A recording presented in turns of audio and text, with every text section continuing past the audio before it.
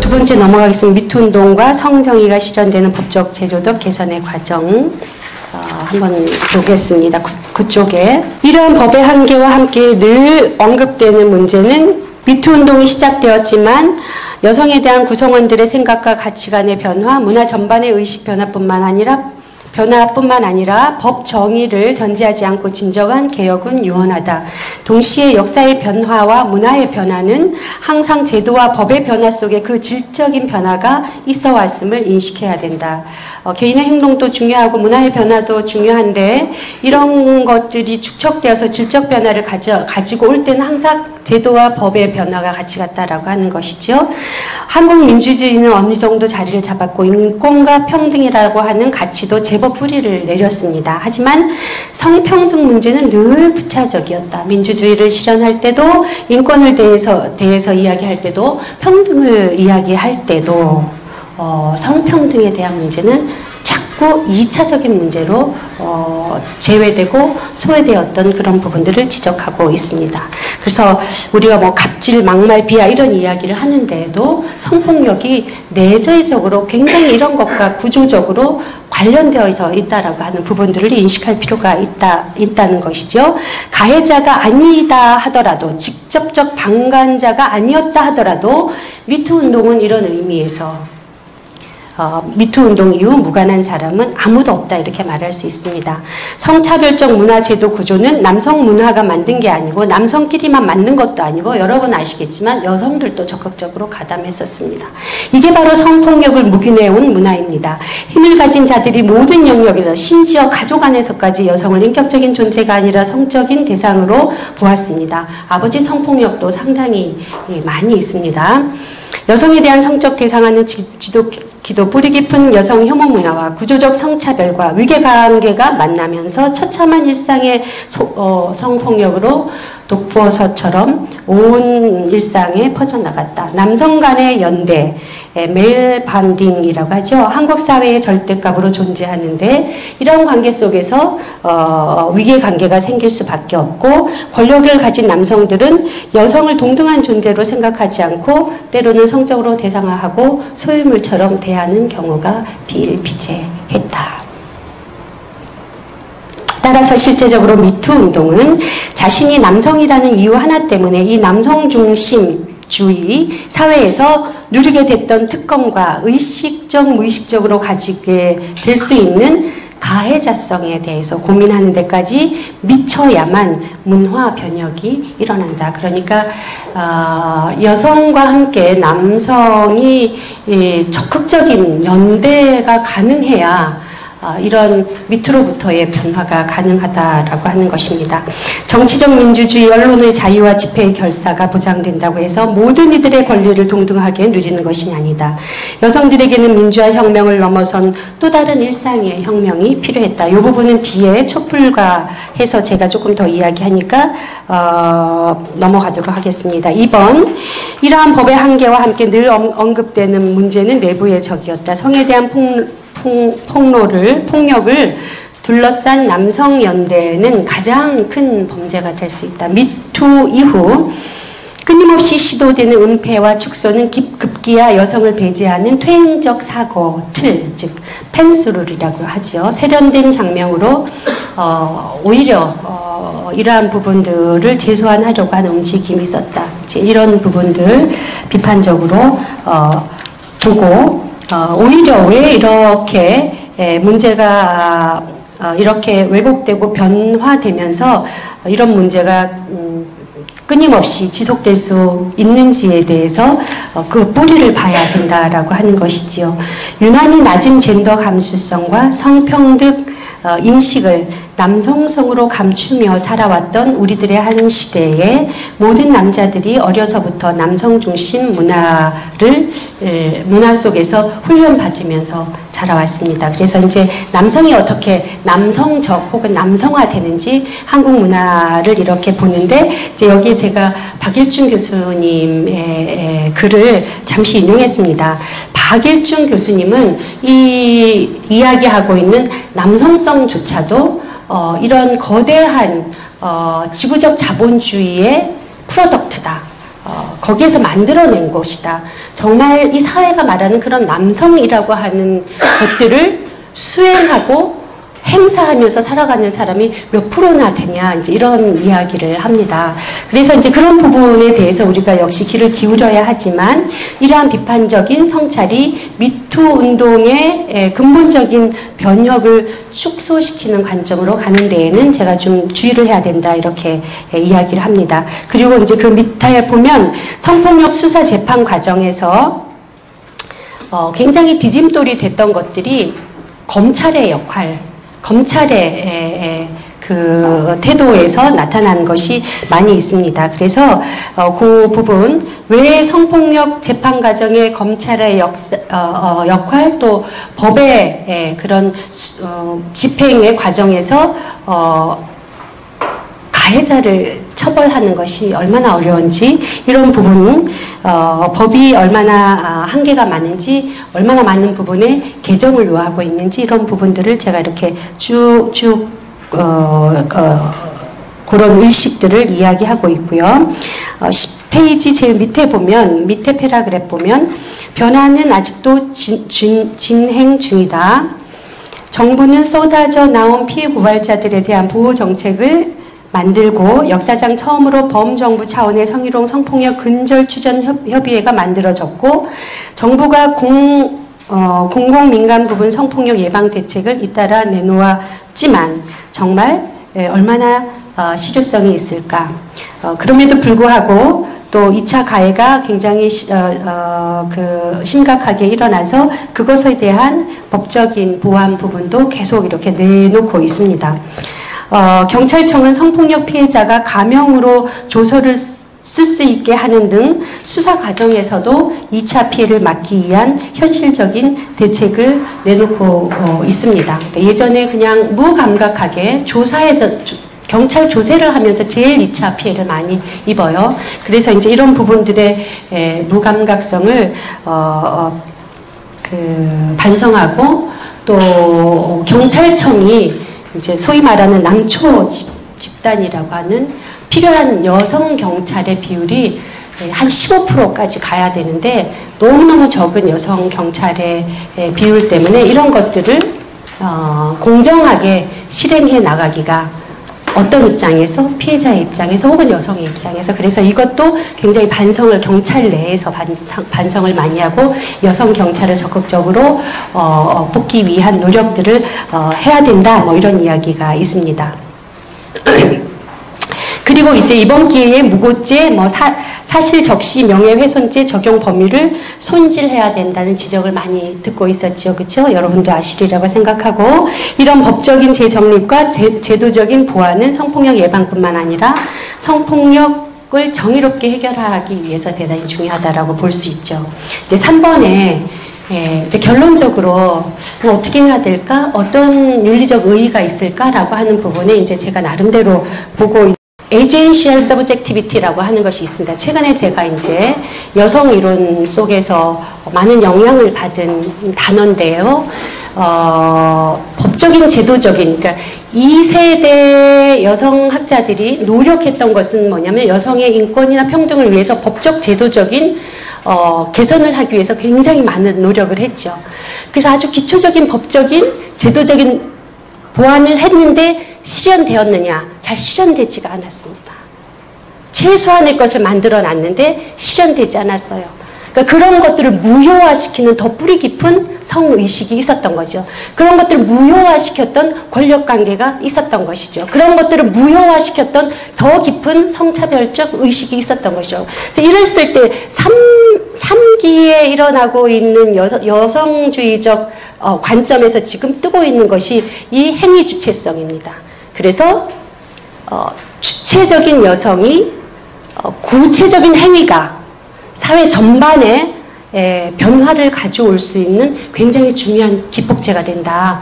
그래서 이제 저는 서지현 검사나 그 미국의 헐리우드 여성의 그 미투 운동이나 이런 부분들을 굉장히 이론적으로도 중요하다라고 보고 있는 거예요. 그래서 이제 그런 부분을 이렇게 썼습니다. 그리고 한국 사회에 지금 미투 운동이 일어나기까지 한국 젊은 특히 2030의 여성들이 정치 주체로 쓰는 데에는 최근에 굉장히 중요한 일들이 몇 개 있었습니다.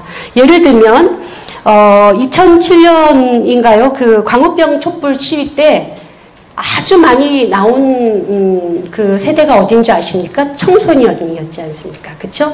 여학생들이 굉장히 대거 진출했습니다. 2017년 이 친구들이 2030이 됐어요. 그래서 촛불혁명의 주체가 되어서 정치적인 주체로 사회 변혁의 주체로 우뚝 서기 시작합니다. 저는 그런 것들을 굉장히 중요한 미투 운동의 사회적 맥락으로 보고 있습니다. 그래서 촛불혁명으로 역사를 바꾼 시민들은 이제 일상 속의 적폐를 직시하기 시작했다. 이렇게 여성들의 정치적 주체로서의 경험이 쌓이면서 한국 사회의 미투의 현상들은 이런 여성의 정치의식의 주체성 형성이라고 하는 맥락 속에서 봐야 된다라고 생각을 합니다. 미투 운동의 파급력이 한국에서 어느 때보다도 컸던 이유는 이런 맥락의 배경이 있다. 권력을 쥔 남성들을 향해 말하기 시작한 여성들의 용기가 새로운 정치적 주체로서의 행동과 몸짓으로 자신의 운명이라고 생각했던 성에 대한 공고한 벽을 허물기 시작하고 해체하기 시작했다. 국가와 정권에 대한 정치적 불만은 촛불을 들어 정권을 바꾸었지만 모든 분야에서 적폐 청산을 시작하면서 정치적 민주주의를 이루어낸 후 일상의 모순에 눈을 돌리기 시작했다. 결국 미투 운동은 정치적 주체로서 2030 여성 경험의 축적을 통한 집단적 의식 고양의 결과가 아닐까. 이것이 제가 보기에는 아고니즘 정치를 경험하는 굉장히 중요한 역사적 순간이다. 아고니즘이 뭐냐? 혹시 나중에 물으시면 제가 이야기하도록 하겠습니다. 최근의 여성주의 실천 이론은 이미 존재하는 추상적 여성에 기반하는 것이 아니라 구성원들에 의해 그 주장을 받아들여짐으로써 구성되어지는 여성으로서의 실천적 전환을 주장하는 것이 최근 소위 이야기하는 Third Wave Feminist Theories 여성주의 이론의 아주 특징이라고 보고 있습니다.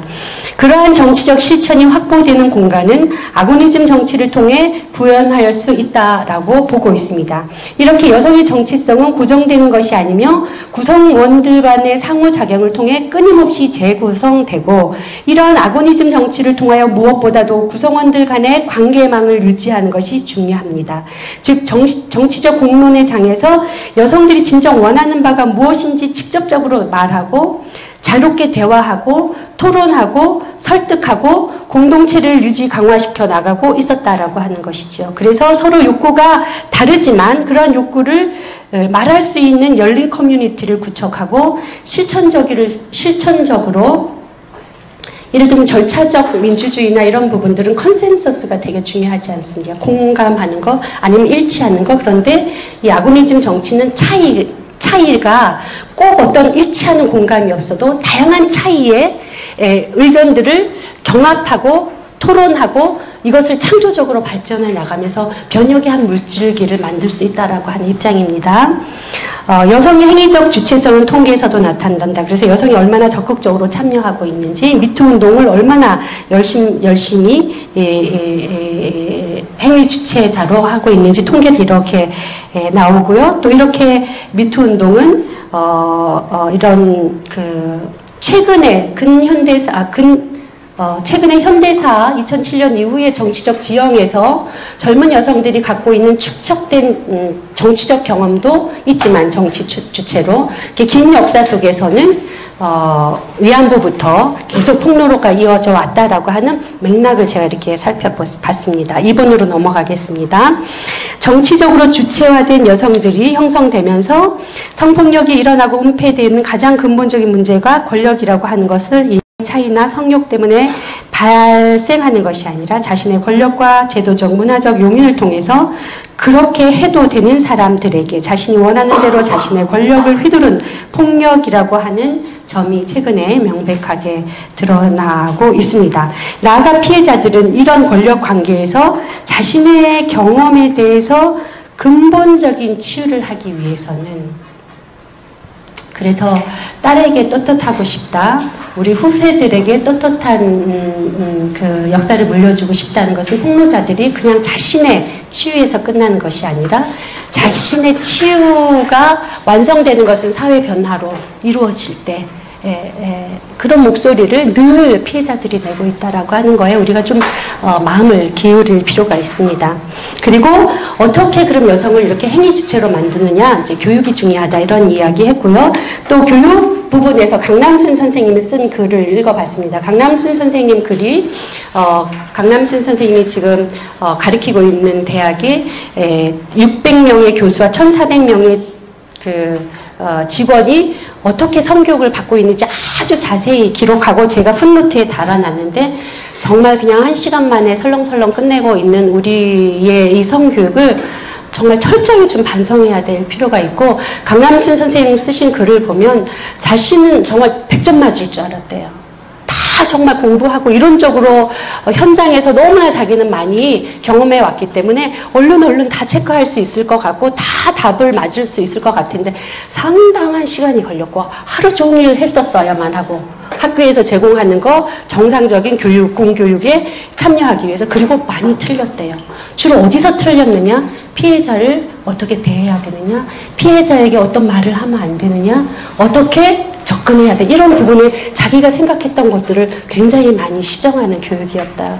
여전히 자기도 배워야 된다. 이런 부분들이 있었습니다. 그래서 정말 우리 학교에서 일어나고 있는, 우리 교수 사회에서도 하고 있고 우리 학생들도 일어나고 있는데 이런 형식적 교육 정말 청산해야 된다. 새롭게 교육해야 된다. 이런 거 제가 좀 일어났습니다. 그래서 여성신학적 관점에서 담론적 주체성을 넘어 이때까지 여성 이론들이 좀 이 지적인 여성들의 소유물처럼 이렇게 많이 됐던 부분이 있어요. 그래서 담론을 유의하는 듯한 이런 페미니즘에 대한 경향성들을 저는 대단히 비판적으로 보고, 실제 여성들의 삶에 힘이 되는 그런 이론이 되기 위해서는 행위적 주체, 담론적 주체가 아니라 행위적 주체성을 형성하고, 또 그런 것들을 일구어내기 위해서 미투 운동의 역사적 의의는 오랜 고질적인 성차별, 억압적 권력관계 안에서 여성 스스로가 주체적으로 자신의 삶을 선택하고 구성하고 사회 변혁을 일구어내는 운동이다라고 하는 부분에서 굉장히 의의가 있다라고 생각합니다. 오랜 침묵을 깨고 억압된 자아를 넘어 행동하는 주체자로 자신의 잘못이 아니라는 피해자 스스로의 주체적 자각, 그 자체에서 머물지 않고 행동으로 말하기 시작한 것. 내 잘못이 아니었다. 서지행 검사의 말입니다. 이러한 주체적 각성은 다른 이들의 상처도 돌아보게 하고, 그냥 주체적 각성으로 끝난 것이 아니라 다른 피해자를 돌아보고 사회를 바꾸는 힘으로 이렇게 변혁됐다라고 하는 부분에 대해서 저는 굉장히 중요한 그 의의를 보고 있습니다. 그 교회의 과제 이 부분은 여러분 나중에 읽어봐도 무슨 말인지 뭐 다 알 것 같고요. 그 14페이지 위에만 읽고 마치도록 하겠습니다.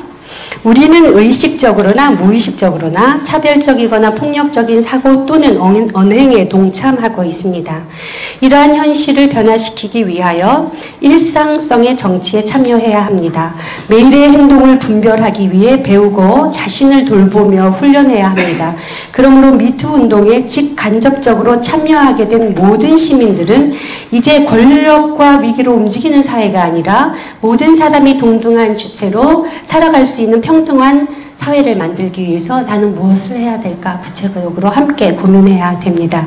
특히 자신이 남성이고 비장애인이고 중장년이고 고학력이고 고소득, 여기 계시는 분 다잖아요. 아니에요? 고소득 아니구나. 네, 이런 특권 그룹에 있는 남성들일수록 깊이 성찰해야 된다. 또 교육받아야 된다. 이런 부분 얘기하는 거고요.